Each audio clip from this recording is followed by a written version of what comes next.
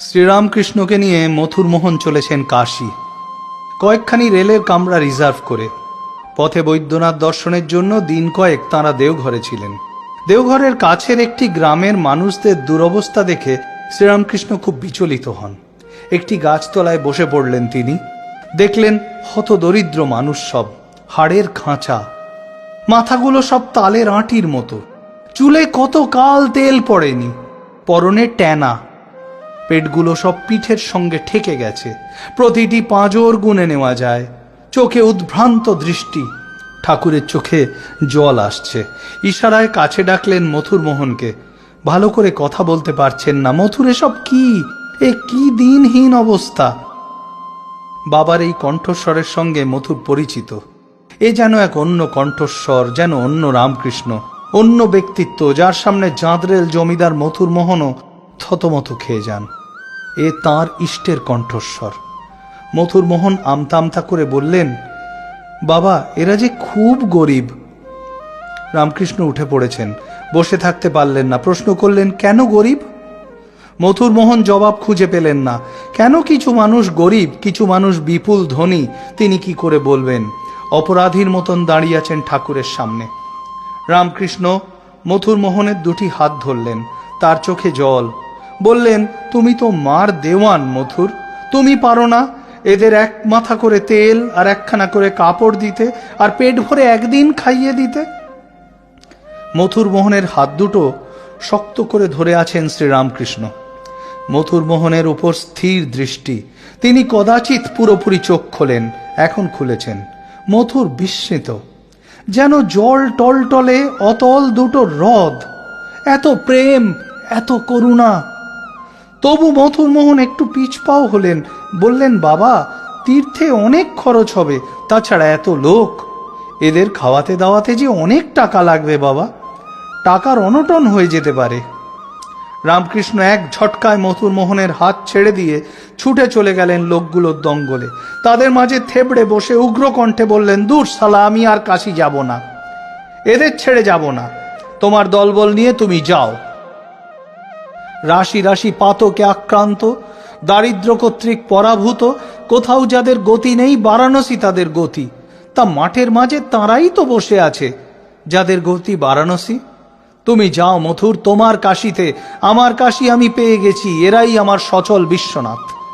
মথুরবাবু হাত ধরে ঠাকুরকে তুললেন, বললেন, ওঠ, সব ব্যবস্থা করছি, তোমার আদেশ মায়ের আদেশ, ওঠো ঠাকুর।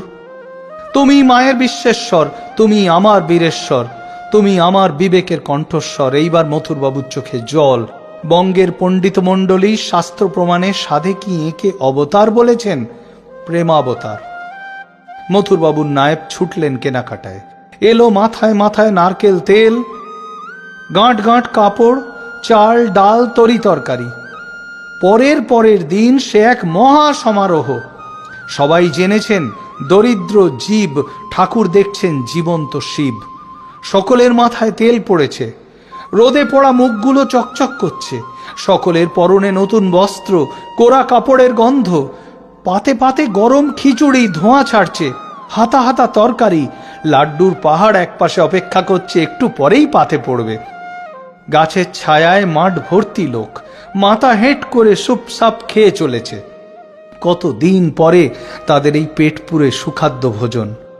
রামকৃষ্ণ হাত দুটি জোড় করে তাদের মাঝে মহানন্দে ঘুরছেন, অশ্রু সজল চোখ।